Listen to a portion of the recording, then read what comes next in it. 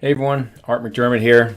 I wanted to take a few minutes to talk about one of my favorite topics because I actually have some real world experience with this, and it was one of our notifications that came up yesterday. I want to talk about visualization and the power of the brain to get things done. I've actually used this myself historically, and actually, there's a few of you I know who have quite a sports athletic background, and you can probably identify with this. When I was a competitive athlete, I used visualization as a regular part of my training. I actually had a soundtrack that I listened to, a special chair and some quiet time that I was always dedicate to the practice of visualization. And let me explain how it worked. As far from a sports perspective, I was a shot putter, and discus thrower. So it was I had one skill that I needed to master at a very, very high level. So I would sit down and visualize myself throwing, like the ideal throw, right? And no particular location or anything, just the ideal throw.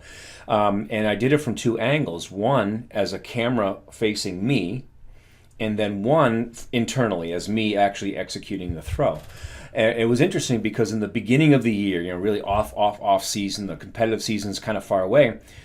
It's the movie that I created in my brain was not very clear and not very good. It was like something that we see now, it's pixelated, right? It's skipping frames and it wasn't all clear.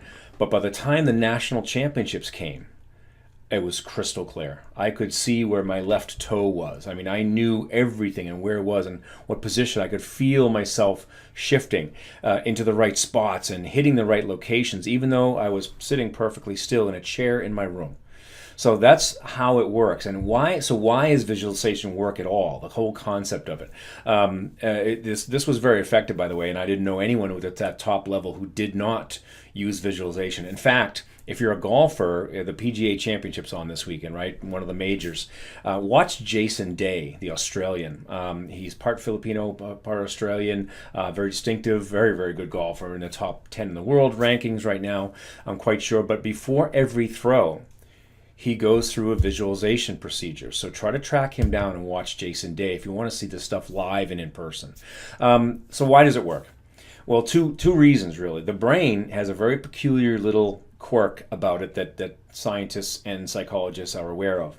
Your brain doesn't know if you're actually on a field hitting a golf ball or throwing a discus, or you're sitting in a chair. It doesn't know the difference, right? It doesn't have that perception. It only generates thoughts. It doesn't say, oh, we're sitting in a chair, this isn't a real throw. It doesn't know how to do that. It's very, very interesting, and we can take advantage of that by being able to get, practice throws in and practice swings with a golf club without ever having to do it. Okay, obviously, it's the motors and the muscles and those nerve patterns need to know how to actually do it on the day, but you can learn by using that trick of the brain. It doesn't know that it's fake, as it were, okay? And the other thing is the power of the subconscious. If we use it in a health setting, studies have shown that people who visualize themselves as leaner and fitter become leaner and fitter. And how does that happen? Now, they don't change anything. They're not changing their diet or whatever, but they do this. And why does that happen? Because of the power of the subconscious. If you tell yourself, let's say you're overweight by a significant number of pounds, if you convince your brain, if you tell yourself, I am leaner and I am fitter, now it's not going to get you to lose 50 pounds just by thinking real hard about it, but what happens is your subconscious says, wait, we have a little disconnect here. We understand that we're leaner and fitter, but we don't, our body's not feeling that. So the subconscious goes about trying to rectify that disconnect. It doesn't like it, right? There's something incongruous in the brain about that. So it goes about trying to fix that.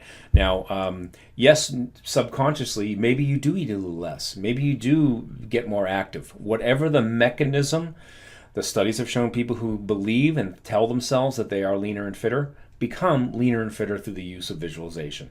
So that's how we can apply it to ourselves and what we're trying to do with the Successful Aging Academy program.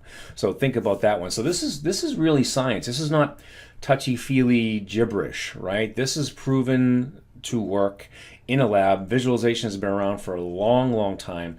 It's a proven fact that it's very effective, just like the mechanism behind meditation.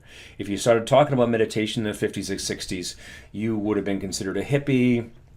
Just move to the commune and go ahead. Now it's completely accepted, science-based, very commonly practiced on a day-to-day basis by millions and millions of people. So and in fact, I would go one step further to say, you actually need to visualize the goal that you've written down as part of these exercises we've been going through. You need to visualize that goal as having happened before you'll ever get to achieve it. And one final word, when you do this, visualization, if you start to practice this, if you want to use it in your world, you have to go through the image in your brain as if it's already happened. That is your goal. You need to mentally phrase it in order to pull the subconscious in and get that to work as if it's already happened. It is a fact of life. It's not something that I will do in the future. I am leaner and fitter. I am this. I am a non-smoker. I've used that before. I am whatever it is. Right? It's a present fact, and it has to be phrased that way. That's how your mind likes to work, and the subconscious likes to work. So visualization, that's a short version of it. I strongly encourage you to look at the video of Tony Robbins. He can express this a lot better than I can, I'm quite sure. I just wanted you to hear about my personal experiences with it and why visualization works and why I included it in this program. And I implore you not to blow it off. Don't dismiss it. Take a few minutes and think about it and make it part of your daily ritual. And that's going to take you one big step towards your goal, because guess what then? Now you have your brain and your mind and your subconscious on board with you. All right? Have a good day. Visualization. Let's get started with it. Thanks.